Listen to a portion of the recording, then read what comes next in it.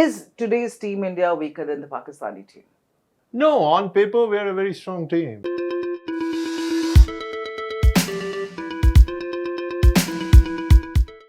The men in blue are out of the Asia Cup, but the end of their Asia Cup innings came on a high note with Virat Kohli's smashing century in the shortest format of the game after a seriously long time. The stunning victory, however, and India's hurrah against Afghanistan went in vain because the team was already out of the contention. You're watching HT Insight, and with me is the paper's editor-in-chief, Sukumar Ranganathan. Sukumar, how do you see Virat's century against Afghanistan, given the fact that there was a big question mark on his cricketing career just a few days ago? See, I think we should stop looking beyond individual achievements at a certain point in time. I think one of the downfalls of Indian cricket has been our continued obsession.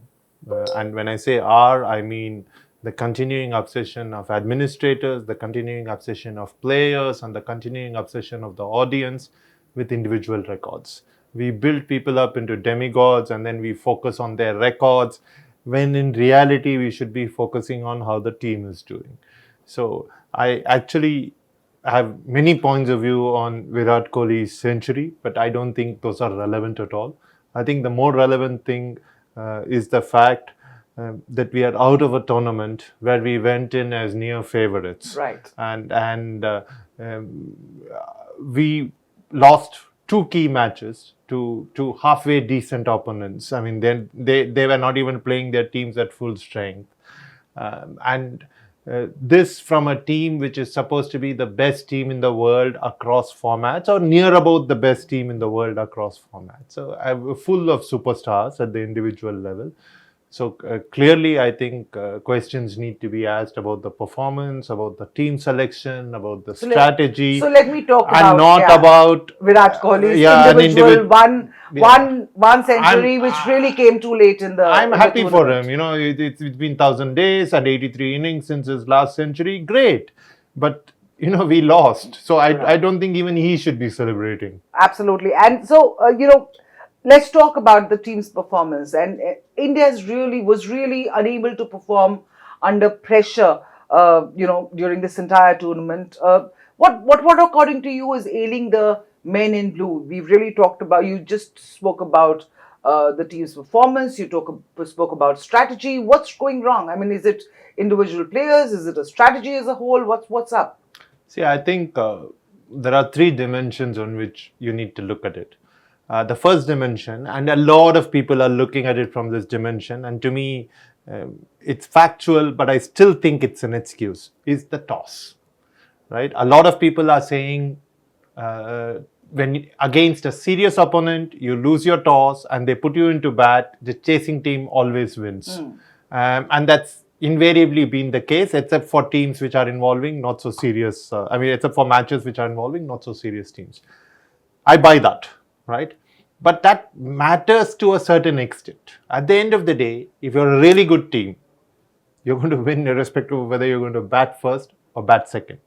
Two, this is a 20-over match, right? I can understand the toss mattering in a test match. I'm not so convinced that it matters so much in 20 overs, provided you do the things that you need to do right. So I don't think that is the factor. We come to the second thing. I think the balance that they speak of in teams is not there in the Indian team right now. Especially the kind of, everyone speaks about the fact that India has a profusion of riches when it comes to players. It probably does. I think ahead of this match, or probably earlier in the year, there was an Indian cricketer, I don't remember who, actually said, we could have two teams playing in every tournament and they would still win all their matches, right? I don't know whether you remember this, but this was actually said. Yeah. And theoretically, yes, entirely possible.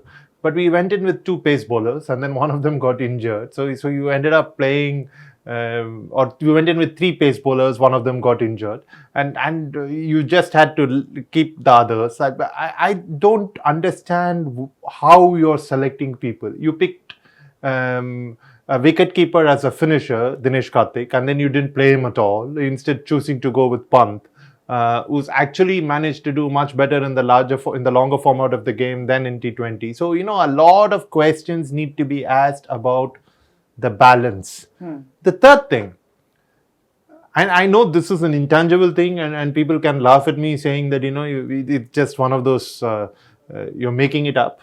There was a time when in close matches, especially when Dhoni was the Indian team's captain, and I have to say, like many other Indians, I'm a fan. Yeah.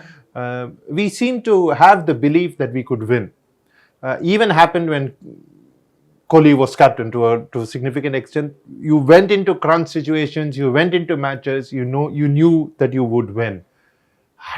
I think we seem to have lost that somewhere. Yeah. And I just want to elaborate on that a little bit. This whole mess, there's no other way to describe it, that happened after Kohli said, I don't want to be captain in T20, and then they said, no, okay, great, but you can't be captain in ODIs also, and then okay, sure, you can't be captain in tests also. So it seems, I don't think it's a muck, I just think it's a mess. It just, because muck seems to suggest certain level of insidiousness about it, and I don't know enough. But I just think it's unsettled everyone, and you can see the results in the performance. I don't think it's great performance. You don't think it's great performance, but you also spoke about the lineup and the kind of people that they took. Then some people are out there who are giving the excuse that India was experimenting in the lineup. For instance, not selecting Shami, instead giving chance to young bowlers, or trying batsmen in different positions. Basically, they were trying out for the upcoming T20 World Cup, which starts in October. How do you view such people who are giving this as an excuse for India's poor performance? You can experiment to a certain level, but call me old-fashioned, but when you go into a tournament, you have to win it. Intention to win. You have to win it, right? Yeah, I mean, you can't say that, I'm preparing, it's all right, I will sit this one out. That's not how it works. You have to win it. And to my mind, the best preparation is actually winning. That's the best way for you to prepare for a thing. You can't get into this habit of losing matches. You can't seem to have, again, I come back to this thing, some mental block about winning, right? I mean, we are not choking yet, but we just don't seem to be able to believe that we can win matches. Pakistan is not a full strength team. We lost to them. Sri Lanka is a team which is, they're rebuilding themselves. I'll really be remiss if I don't talk about the match with Pakistan. Given the match with Pakistan, they were also not playing at their best strength, and the manner in which we lost that game. Would you?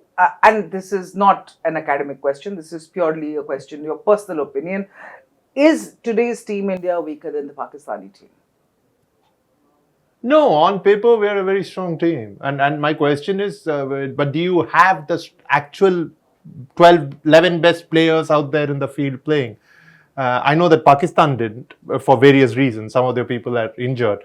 Some of our people are also injured, Jadeja for instance. But I don't think we traveled there with our first strength team. I don't think we picked all the right people who needed to play. On that day, Pakistan were definitely the better team. Could we have won? We should have won, but we didn't. Oh, okay. So you're saying on paper we are the better team, but on paper against most countries in the world, we are the better team. On paper. As opposed to? On the field. Okay, so because the right people were not there for the team selection is where you're saying. Again, I have to resort to intangibles here. I don't see this team playing as a team yet. Maybe that's why people are giving them excuses about saying, okay, great, we have to put everything together by the time of the World Cup and all that. Not perfectly playing as a team where, everyone is on a song together. Happens in the best teams. Happens when teams are really doing well. Here you have a bunch of individual performances that stand out, and in each one of India's matches, it was an individual performance that stood out. I don't think it was a team effort in any of the matches. right? And that just seemed to be lacking. So it's all well to have on paper. Even this team is stronger than some of the other teams that went. Although I still insist that we didn't send the best 11 or the best 12 or the best 15. We should have sent a different team. We could have dropped some of these players and sent some of the other players, even if we wanted to experiment. And if we want to experiment, we should actually be experimenting a little more bravely than the kind of courage we've shown in experimentation so far. I just think they didn't come together well enough as a team. If they come together and if they have somehow get that spirit back till the time of the World Cup in October, who do you think? And this is my last question to you and your personal picks.